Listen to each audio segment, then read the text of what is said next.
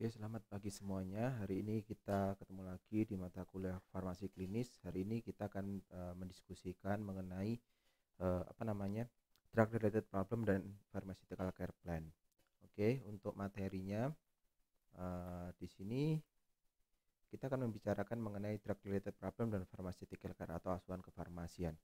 Dalam memberikan asuhan kefarmasian, kita tetap perlu melakukan komunikasi atau berkomunikasi dengan tenaga kesehatan yang lain, baik itu tenaga dokter, perawat, kemudian ahli gizi, fisioterapi, kemudian bidan dan lain sebagainya.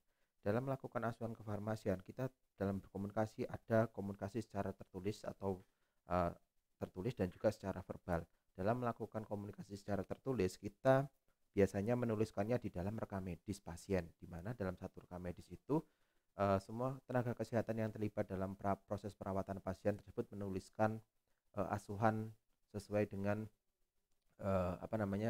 kompetensi mereka masing-masing. Biasanya format yang umum digunakan adalah format SOAP atau di mana SOAP itu kepanjangan dari subjektif, objektif, assessment, dan plan. Sedangkan secara verbal biasanya kita berkomunikasi menggunakan telepon, baik itu handphone dan lain sebagainya. Kita biasanya menggunakan format SBAR, di mana S itu adalah situation, B adalah background, A adalah assessment, dan R adalah recommendation. Nah, dua-duanya itu dilakukan secara bisa dilakukan secara bersama-sama. Jika misalkan kita memerlukan kondisi yang segera, maka kadang ada kalanya kita melakukan komunikasi secara verbal, di mana setelah kita melakukan komunikasi secara verbal nanti akan dilanjutkan dituliskan secara tertulis di rekam medis. Oke. Nah, dalam membuat SOAP, apa yang perlu kita lakukan?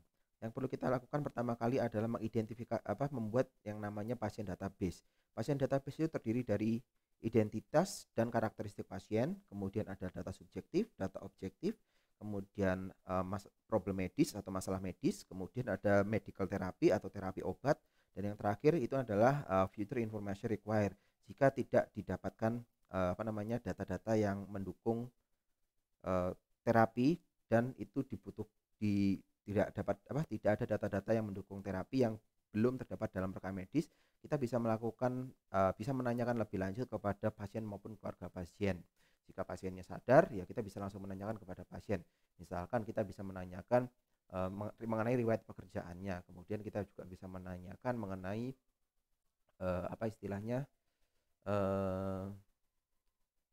riwayat keluarga atau riwayat sosialnya, misalkan berapa kali dia merokok dalam sehari dan lain sebagainya.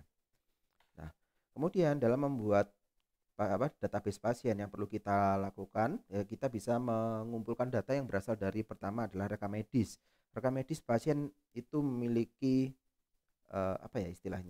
satu rekam medis itu hanya untuk satu pasien, di mana itu selama pasien dirawat di rumah sakit yang bersangkutan, maka rekam medisnya tidak akan berubah-berubah seperti itu. Dan itu memuat riwayat pengobatan pasien dari dia masuk sampai dengan dia keluar seperti itu. Kemudian dalam membuat database, jika data yang kita perlukan itu tidak terdapat dalam rekam medis, kita bisa melakukan interview atau wawancara atau menanyakan langsung kepada pasien maupun keluarga pasien seperti itu. Kemudian karakteristik identity and karakteristik pasien itu meliputi yang pertama demografi pasien, data demografi pasien. Apa saja yang perlu kita kumpulkan dalam identitas dan karakteristik pasien itu adalah misalkan usia, kemudian tinggi badan, berat badan, kemudian kapan dia masuk dan lain sebagainya. Kemudian medical history, riwayat pengobatannya itu bagaimana, apakah pasien itu memiliki riwayat penyakit seperti hipertensi, diabetes, atau penyakit-penyakit lainnya yang dapat berpengaruh terhadap proses perawatan pasien di rumah sakit. Kemudian drug history, penggunaan obat yang digunakan oleh pasien, baik itu yang digunakan sekarang maupun yang digunakan sebelumnya. Misalkan kalau pasien mengalami hipertensi, biasanya mengkonsumsi obat secara rutin. Obat apa saja yang dia digunakan secara rutin, itulah yang perlu kita kumpulkan datanya. Dan yang terakhir adalah berikutnya adalah riwayat alergi. Apakah pasien memiliki riwayat alergi sebelumnya? Misalkan Apakah dia mempunyai riwayat alergi terhadap suatu kondisi, atau dia memiliki riwayat alergi terhadap suatu obat atau suatu senyawa dan lain sebagainya. Kemudian social history. Social history itu adalah riwayat sosial dari pasien tersebut. Misalnya apakah pasien memiliki pekerjaan yang berkaitan dengan kondisinya, misalkan bagaimana dia apakah dia bekerja, misalkan dia masuk dengan keluhan atau dengan penyakit asma. Yang bisa kita tanyakan adalah apakah si pasien itu bekerja dalam lingkungan atau suasana yang berdebu, ataukah dia bekerja dalam lingkungan yang berkaitan dengan bahan-bahan kimia dan lain sebagainya. Kemudian ada family history. Family history itu adalah riwayat keluarga pasien. Apakah pasien tersebut memiliki keluarga atau riwayat keluarga yang memiliki penyakit yang sama atau memiliki faktor resiko dari penyakit tersebut. Kemudian setelah kita mengidentifikasi identity and karakteristik pasien, berikutnya adalah subjective data. Data from patient, family or other people can be confirmed independently that support medical problem. Data subjektif adalah data yang bisa kita dapatkan yang berasal dari pasien, kemudian berasal dari keluarga atau orang lainnya yang tidak bisa kita konfirmasi kebenarannya seperti itu. Tetapi data subjektif ini mendukung medical problem yang dialami oleh pasien. Contoh dari data subjektif ini adalah yang pertama adalah mual, kemudian muntah, berikutnya adalah headache atau sakit kepala, kemudian ada rasa dizziness. Dizziness itu kalau bahasa Jawanya gliyeng, kemudian faint, drug compliant atau kepatuhan pasien dan lain sebagainya. Obat atau riwayat medis yang berasal dari pasien yang tidak dapat dikonfirmasi itu dapat dikategorikan sebagai data subjektif. Misalkan berasal dari pasien, misalkan pasien mengatakan bahwa dia sebelumnya memiliki riwayat hipertensi, tetapi tidak bisa dikonfirmasi apakah memang benar hipertensi tersebut dialami oleh pasien, dan juga obat-obatan apa yang bisa digunakan. Kalau tidak bisa dikonfirmasi kebenarannya, maka itu dikategorikan ke dalam data subjektif. Berikutnya adalah data objektif. Data objektif adalah data yang berasal dari observasi, yang bisa berasal dari data observasi atau data dari pengukuran yang dilakukan oleh profesional kesehatan lainnya. Dan juga data objektif ini juga mendukung medical problem dan mempengaruhi terapi obat yang digunakan oleh pasien. Contoh dari data objektif ini adalah vital signs, lab value, kemudian X-ray dan lain sebagainya. Drug or medical history from patient can confirm include in objective data. Jadi kalau ada pasien itu mengatakan bahwa dia adalah seorang yang memiliki riwayat hipertensi dan bisa dibuktikan, misalkan dia dirawat 1 tahun yang lalu juga dengan riwayat hipertensi di rumah sakit tersebut. Nah, itu kan bisa dikonfirmasi di dalam rekam medis, atau pasien membawa data dari dari dokter tempat dia berobat sebelumnya, itu juga bisa digunakan. Atau dia membawa obat-obatan yang dipakai secara rutin, itu bisa juga dimasukkan ke dalam data yang bersifat objektif. Oke, salah. Berikutnya adalah medical problem. Medical problem itu diantaranya adalah patient compliance atau kepatuhan pasien, kemudian abnormality laboratory and examination value atau nilai laboratorium yang abnormal, dan juga pemeriksaan nilai dari suatu pemeriksaan. Kemudian ada disease or syndrome from clinician. Yang terakhir adalah drug related problem. Kalau kepatuhan pasien ini bisa kita lakukan dengan memberikan kuesioner dan lain sebagainya kepada pasien untuk menanyakan apakah pasien mengkonsumsi obat tersebut secara rutin dan seterusnya. Kemudian pada abnormalitas laboratory and examination value, misalkan kalau yang abnormality laboratory, misalkan ada seseorang pasien masuk dengan peningkatan gula darah sampai dengan 500 mg per dl, dan berarti kan dia masuk dengan abnormalitas nilai laboratorium. Kemudian kalau examination value, ternyata setelah ada seorang pasien masuk lagi ke rumah sakit dengan pemeriksaan dari dokter adanya bunyi ronki pada paru-parunya. Nah, itu kan berarti menjadi suatu hasil pemeriksaan ya, examination value. Itu juga bisa kita kategorikan sebagai medical problem. Kemudian dari dokter itu kan biasanya mendiagnosa suatu kondisi yang dialami oleh pasien atau suatu sindrom yang dialami oleh pasien. Nah, ini juga bisa dikategorikan sebagai suatu medical problems di situ. Kemudian yang terakhir adalah drug related problem. drug related problem atau masalah yang terkait dengan obat ini bisa menjadi ranah kita sebagai farmasi untuk berperan lebih banyak dalam pengobatan pasien. Nah, the distinction between medical problem and drug related problem sometimes is unclear and considerable overlap exists. Jadi ada kalanya antara medical problem dengan drug related problem itu tidak jelas. Kadang juga dia tumpang tindih antara satu dengan yang lainnya. Sebagai contoh, misalkan ada seseorang masuk ke rumah sakit ya dengan apa istilahnya, dengan keluhan adanya abnormalitas pada jantung dan juga adanya dia sering mengalami kram. Ternyata setelah diperiksa itu pasien tersebut mengalami yang namanya hipokalemia. Nah, kalau misalkan dia mengalami hipokalemia, apakah ini disebabkan karena obat atau adanya penyebab yang lain? Nah, kalau misalkan dia ternyata disebabkan oleh obat, nah itu bisa masuk menjadi drug related problem. Tetapi kalau tidak, itu masih bisa masuk ke dalam medical problem, sehingga kita perlu mengetahui secara detail, mencari informasi secara detail apakah itu termasuk dalam medical problem atau drug related problem.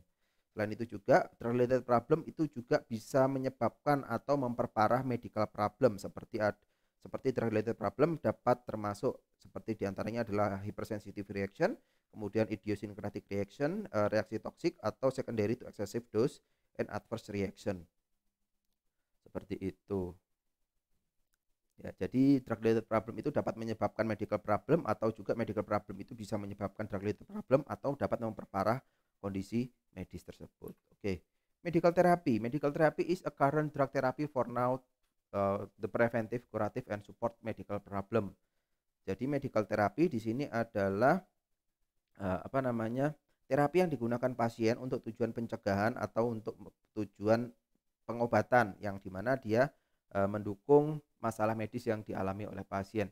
Dalam kita membuat swab yang terkait dengan medical therapy, kita perlu mengetahui, kita perlu membuat namanya terapi database yang termasuk diantaranya adalah nama obat yang digunakan pasien, kemudian dosis yang digunakan, posologi atau kekuatan sediaan, frekuensi dan administrasi. Administrasi di sini artinya adalah rute pemberian. Apakah obat tersebut digunakan secara per oral, intravena, subkutan, secara drip dan nebulizer dan lain sebagainya. Kemudian kita perlu mengetahui yang namanya FIR atau User Information Required. Nah, question to patient or family to get information for analysis drug therapy, monitoring and evaluation.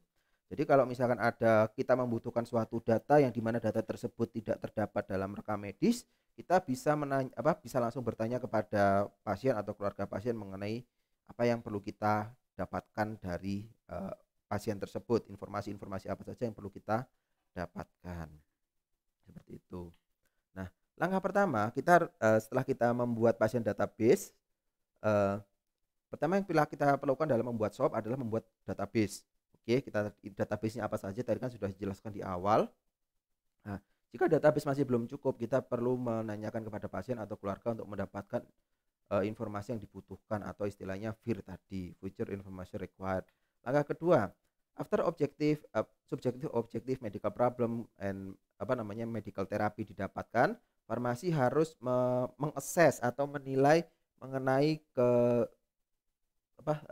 mengakses terkait juga dengan keparahan, kemudian juga dengan arti pentingnya atau kegawat daruratannya dan lain sebagainya. Jadi kalau misalkan ada pasien masuk dengan beberapa medical problem atau DRP yang terjadi, kita perlu membuat namanya skala prioritas mana yang harus didahulukan mana yang harus didahulukan untuk diselesaikan, seperti itu berdasarkan tingkat keparahan dan juga arti pentingnya. The assessment usually performed during or immediately after data gathered while the provider keeps in mind evidence-based practice. Jadi assessment itu dilakukan setelah kita mendapatkan data atau segera selama kita mendapatkan data, kita kumpulkan datanya, kemudian kita assessment, atau segera setelah kita mendapatkan data baru kita assessment terapi yang didapatkan oleh pasien tersebut. Nah, tetapi dalam memberikan saran pengobatan atau kita memberikan masukan kepada dokter atau kepada perawat dan lain sebagainya, kita tetap harus berpijak pada yang namanya evidence based medicine atau evidence based practice ya, di mana semuanya harus berdasarkan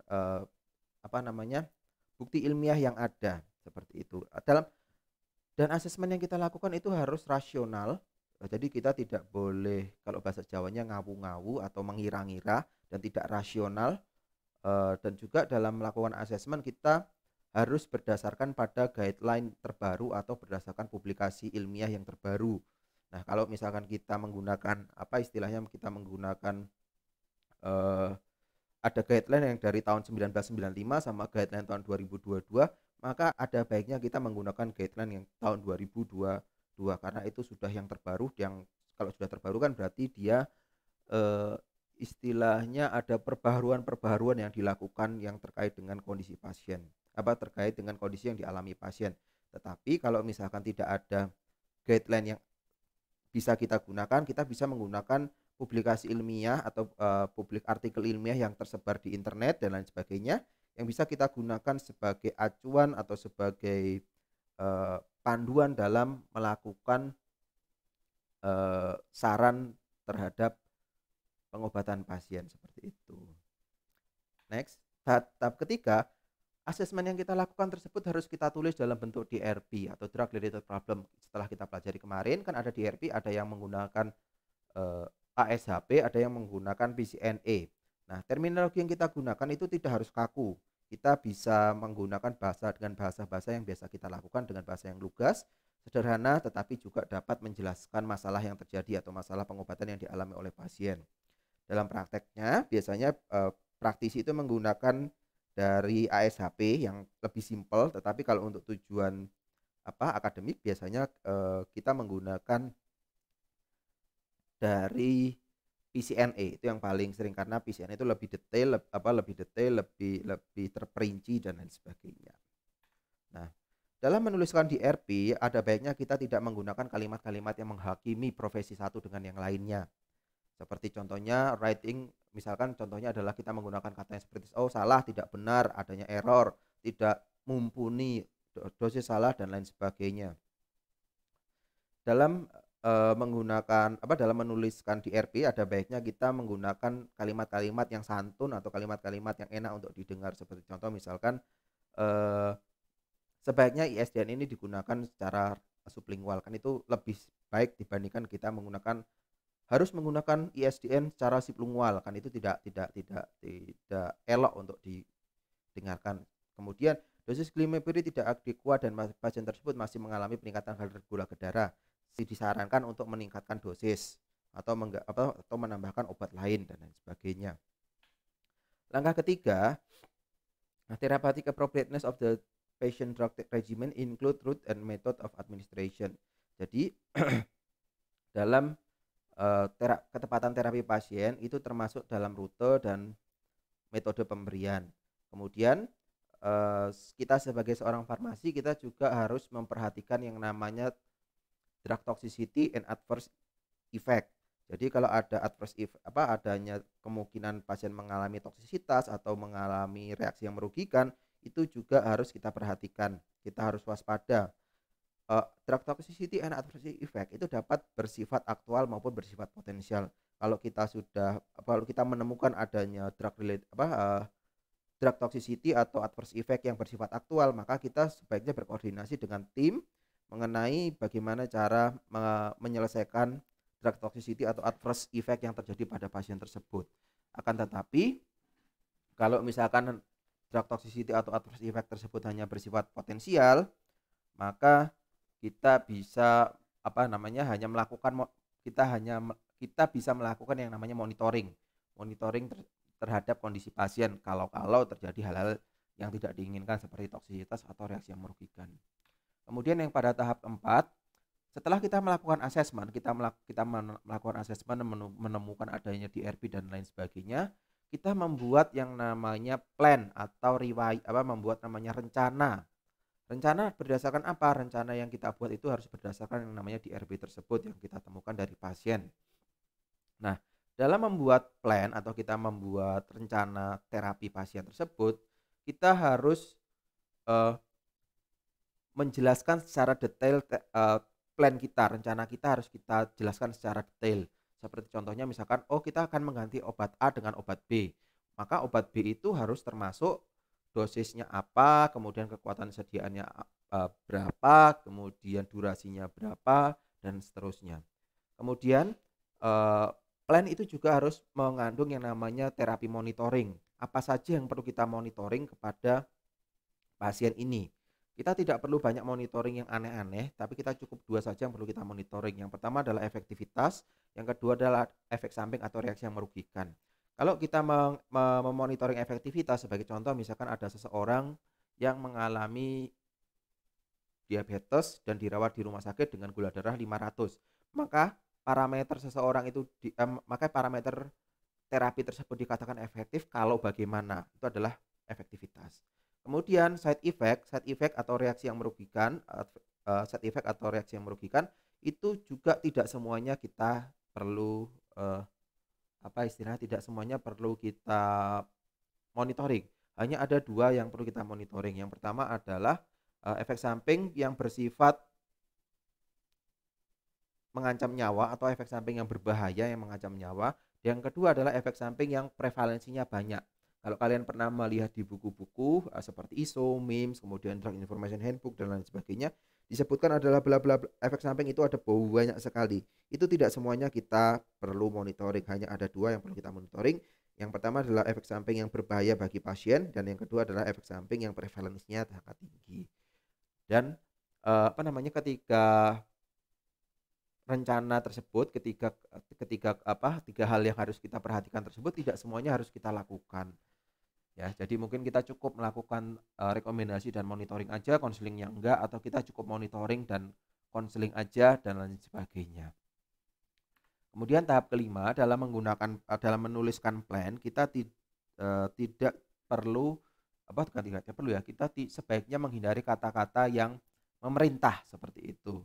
Ya, menggunakan kata-kata perintah sebaiknya kita hindari karena kita bekerja sama dengan rekan-rekan dari bidang kesehatan yang lain, misalkan perawat, dokter dan lain sebagainya. Mungkin kalau kita menggunakan kata-kata yang tidak tepat atau tidak elok, itu akan menyakiti hati mereka, sehingga kita baiknya menggunakan kata-kata yang santun seperti itu. Seperti misalkan disarankan, sebaiknya, kemudian sebaiknya dan seterusnya. Kita bisa kok menggunakan kata-kata yang enak seperti itu. Kemudian ini adalah contohnya. Misalkan Tuan X usia 60 tahun,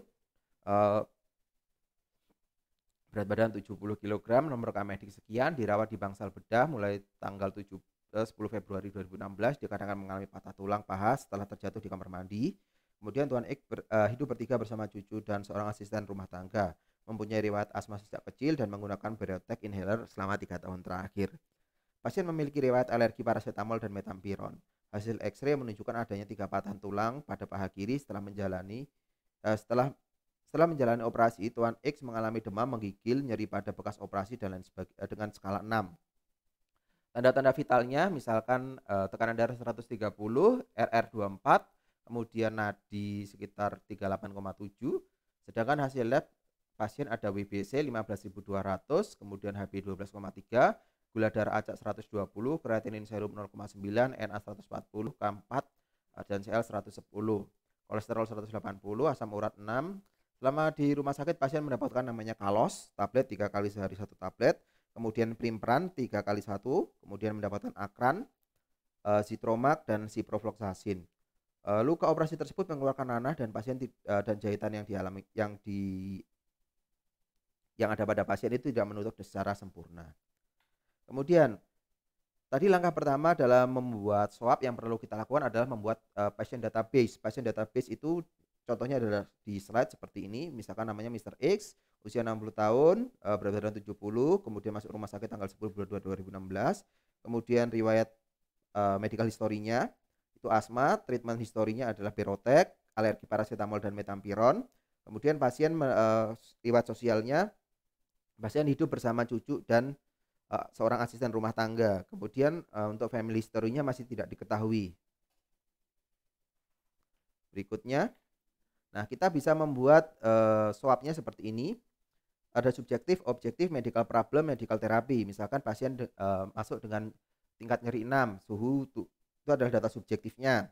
Karena antara ambang nyeri orang per orang itu bisa berbeda-beda. 6 untuk saya dan 6 untuk satuan X ini bisa saja berbeda seperti itu. Kemudian body temperature-nya adalah 38,7, kemudian surgical wound is using push, hand status do not close. Kemudian WBC-nya ada 15.200, X-ray-nya ada 3 fraktur, kemudian medical problem-nya adalah surgical wound infection atau infeksi bekas, infeksi luka operasi. Kemudian untuk medical terapinya itu yang digunakan Zithromax 250 mg 1 kali 1 secara PO, kemudian Cipro 500 mg 2 kali 1 secara PO, Kalos tablet 3 kali 1 tablet, Primpram injeksi 3 kali 1 ampul, Akaran 150 mg per 5 mili injeksi 3 kali 1 ampul. Nah, ini kan juga termasuk biasanya kalau udah miligram tapi tidak ada tulisan injeksi biasanya berupa tablet atau per oral. Nah, asesmennya adalah pasien kondisi pasien tersebut memburuk dengan setelah adanya surgical wound infection that have not been properly handled. This include by presence of pus that not closed completely, accompanied with increased leukocyte and temperature. Jadi pasien tersebut mengalami luka operasi itu ditandai dengan adanya peningkatan leukosit dan juga adanya peningkatan suhu tubuh. Nah, asesmennya adalah antibiotik are inadequate to treat surgical wound infection. Jadi antibiotik tersebut tidak cukup kuat untuk tidak cukup mumpuni istilahnya untuk mengobati infeksi yang terjadi pada pasien. Kemudian ada juga drug without indication, di mana drug without indication di sini adalah penggunaan kalau kita lihat di sini ini adalah penggunaan dari Primpran. Di sini disebutkan Primpran karena pasien tidak mengeluhkan namanya mual dan muntah, tetapi masih diberikan Primpran. Nah, kemudian berikutnya adalah indication without drug. Di sini pasien mengalami nyeri dengan skala 6, tetapi pada medical terapinya tidak didapatkan obat menghilangkan rasa sakit, sehingga itu juga merupakan suatu medical problem. Nah, plannya yang perlu kita lakukan adalah it's recommended to change current antibiotic to cefazolin injection because it has a good penetration to the bone at a dose 0.5 till 1 gram IV 3 times a day. Jadi kita bisa menggunakan cefazolin injeksi dengan dosis 0,5 sampai dengan 1 gram. Maka kita bisa menyarankan menggunakan dosis, kalau sudah sangat tinggi maka kita bisa menyarankan menggunakan 1 gram saja secara IV 3 kali sehari. Kemudian karena pasien masih mengalami nyeri, kita bisa merekomendasikan penggunaan ketoprofen secara suppositoria 3 kali 100 mg jika pasien mengalami nyeri. Ya, seperti itu. Kenapa kita menggunakan ketoprofen? Karena ketoprofen itu obat yang bisa digunakan untuk mengatasi nyeri dari ringan sampai dengan berat. Selain itu, kenapa kita menggunakan suppositori? Karena pada pasien tersebut kemungkinan kalau digunakan secara per oral akan menimbulkan rasa nyeri karena pasiennya sudah berusia lanjut. Sehingga yang paling tepat adalah kita menggunakan suppositori dengan dosis 3 kali 100 mg pada saat pasien mengalami nyeri. Seperti itu. Kemudian itu direkomendasikan untuk menghentikan penggunaan Primpran karena pasien tidak merasakan nyeri. Terutama selain itu juga pada penggunaan Primpran pada pasien geriatri itu memiliki resiko yang tinggi pasien mengalami gejala ekstrapiramidal. Karena yang namanya Primpran dia bekerja bekerja pada reseptor dopamin yang ada di otak, dan kalau dia bekerja yang akhirnya juga akan berpengaruh terhadap sistem ekstrapiramidal dan itu juga bisa membahayakan pasien. Kemudian dalam membuat monitoring, tadi kan kalau monitoring kan ada 3 ya, monitoring berupa efektivitas dan juga kita memonitoring efek samping. Nah, dalam kita memonitoring efektivitas, kita perlu melihat yang namanya adalah suhu tubuh, kemudian WBC, adanya push dan bagaimana luka operasinya tersebut. Kalau body temperature suhu tubuhnya apakah sudah turun atau menuju normal atau belum. Kemudian kita juga melihat WBC-nya. Kalau WBC dan suhu tubuh sudah turun, maka bisa dikategorikan terapi tersebut sudah berjalan dengan optimal atau sudah efektif. Kemudian kita perlu memonitoring yang namanya ESO, efek samping obat. Nah, dalam monitoring efek samping obat, kita perlu melihat pada kasus ini adalah kita perlu melihat serum kreatinin, SGPT, SGOT, kemudian riwayat alerginya. Selain itu, dalam kita melakukan konseling, kita perlu melakukan konseling kepada keluarga pasien. Ya, kita perlu melakukan konseling kepada pasien. Dalam contohnya di sini adalah si Tuan X, maka kita perlu mengkonseling kepada siapa namanya, cucu dan atau eh, asisten rumah tangganya itu bagaimana cara merawat lukanya tersebut. Kemudian dan juga bagaimana cara menggunakan supositoria dengan baik dan benar untuk meningkatkan efektivitas dari terapi yang digunakan. Nah, itu adalah case skenario-nya. Nah, dalam penulisan SOAP di rumah sakit kita bisa menggunakan format-format yang sudah kita sepakati bersama. Nah, kalau di sini kita ini adalah contoh dari SOAP-nya. S-nya adalah nyeri pasien, O-nya adalah suhu tubuh, problem medisnya itu apa, kemudian terapinya apa, itu ada SO-nya juga, kemudian terapinya apa, analisisnya apa, DRP-nya apa. Kita bisa menggunakan format seperti ini atau kita bisa membuat apa namanya, format yang lain. Yang penting formatnya kita sepakati secara bersama.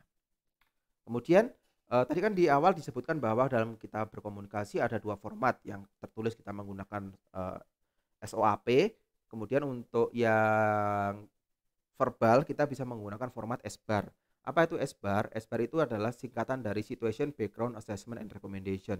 Farmasi setelah menemukan DRP yang kemudian harus diselesaikan secara segera, maka kita bisa langsung menghubungi dokter penanggung jawabnya dengan menggunakan telepon. Nah, kita dalam menghubungi dokter secara telepon tadi atau secara verbal tadi, kita bisa menggunakan format SBAR. Nah, sebelum kita menyampaikan rekomendasi kita secara verbal kepada dokter terkait dengan kondisi pasien tersebut, ada baiknya kita mengucapkan salam dan menyebutkan siapa diri kita kepada dokter sehingga kita tidak dianggap mengganggu oleh dokter dengan yang menangani pasien tersebut. We mention situation, background, assessment, and recommendation in a sequence and to say thanks. Nah, dalam mengungkapkan dalam mengungkapkan yang menjadi saran kita tadi, kita bisa langsung menggunakan format SBAR tadi. Ya, kita mengungkapkannya secara berurut. Jadi jangan recommendation dulu, baru assessment, background, dan seterusnya. Kita urut dari situationnya apa, backgroundnya apa, assessmentnya bagaimana, dan juga rekomendasinya bagaimana. Nah, dan juga di akhir jangan lupa kita mengucapkan terima kasih kepada dokter dalam setelah kita menyampaikan rekomendasi tersebut. Nah, setelah kita menyampaikan apa yang menjadi maksud kita tadi secara lisan, kita harus mendokumentasikannya di dalam medical problem di dalam medical record atau di dalam rekam medis pasien. Nah, di dalam rekam medis tersebut itu juga harus harus ada yang ada adalah misalkan tanggal di mana kita menyampaikan apa yang menjadi DRP kita kepada dokter, kemudian tanggal, kemudian ada paraf dan inisial nama dokter dan farmasi yang menyampaikannya kepada dokter. Hal ini kenapa? Hal ini sangat penting sekali kalau digunakan sebagai telusur di rumah sakit. Untuk audit itu juga penting sekali sehingga jangan sampai ada salah-salahan. Aku kemarin sudah bilang seperti ini kok, tapi kok nggak dilakukan. Nah, seperti itu. Kalau misalkan sudah seperti itu, ada baiknya kita menuliskan tanggal, jam, kalau detail, dan juga nama dan paraf kita di rekam medis tersebut. Nah, situation yang dimaksud di sini adalah what happened with patient, apa yang terjadi pada pasien, misalkan nama pasiennya siapa, pasien dirawat di ruang mana, kemudian nomor rekam medis berapa, kemudian berupa tanda-tanda vital, kemudian nilai value yang berubah atau kondisi pasiennya. Ini adalah contohnya. Misalkan Tuan X mendapatkan metoprolol, atenolol dari dokter yang berbeda. Nyonya Y kamar 2A mengalami bengkak pada kedua matanya dan lain sebagainya. Kemudian background itu apa sih? Background itu what's clinical background or context-nya itu apa yang menjadi latar belakang klinisnya atau yang menjadi konteks dalam pembicaraan kita. Nah, itu yang pertama harus membuat yang namanya kondisi pasien, nama obat, kemudian dosisnya bagaimana, kemudian penggunaan dan drug use-nya itu untuk apa, dan juga administration-nya itu untuk apa. Nah, sebagai contoh tadi lanjutannya misalkan atenolol 50 mg 1 kali sehari diresepkan oleh dokter A dan metoprolol 100 mg 2 kali sehari diresepkan oleh dokter B SPJP diindikasikan untuk hipertensi. Kemudian ada lagi yang contoh kedua adalah pasien mengalami stroke mendapatkan terapi ketorolac injeksi 30 mg 2 kali sehari untuk mengatasi nyeri kepala yang hebat yang dialami oleh pasien tersebut. Nah, asesmennya what I think a problem is. Jadi asesmennya adalah apa yang menjadi masalah menurut saya sebagai seorang farmasi. Nah, analisis problem itu harus berdasarkan guidelines atau research publication, drug specialist atau lain dan lain sebagainya, dan juga harus berdasarkan evidence base, harus berdasarkan bukti-bukti ilmiah yang dialami yang ada di dunia saat ini. Nah, dalam analisisnya di sini disebutkan bahwa karena metoprolol dan atenolol keduanya merupakan beta blocker yang bekerja sama secara selektif pada reseptor beta 1 sehingga akan berbahaya karena akan menurunkan nadi dan tekanan darah pasien sehingga disarankan untuk menggunakan salah satu dari kedua obat tersebut. Nah, yang kedua contohnya adalah kelopak mata pada yang peka pada nyonya Y merupakan akibat reaksi hipersensitivitas dari NSAID. Hal ini adalah reaksi hipersensitivitas yang terjadi akibat penggunaan ketorolac. Nah, kemudian dari asesmen tersebut kita melakukan rekomendasi. Nah, rekomendasi yang perlu kita lakukan kepada pasien apa? Yang pertama adalah what I recommended. Rekomendasinya berupa apa? Nah, if approved by doctor or if not approved by doctor, it's still documented and include in doctor disagree. Nah, kalau misalkan dokter tidak setuju, itu tetap kita tuliskan dalam rekam medis kenapa dokter tidak setuju, kemudian tanggal berapa kita menghubungi dokter tersebut, kemudian kita paraf dan nanti juga kita kalau dokternya sudah datang di bangsal kita mintakan paraf dari dokternya. Itu sebagai penanda bahwa adanya kesepakatan antara kedua belah pihak. Nah, jika dokternya itu menyetujui apa yang menjadi saran kita, maka kita juga harus menuliskannya di dalam rekam medis. Kita tuliskan itu apa yang menjadi rekomendasi kita, itu termasuk nama obatnya apa, kemudian dosisnya berapa, cara pemberiannya bagaimana, dan lain sebagainya.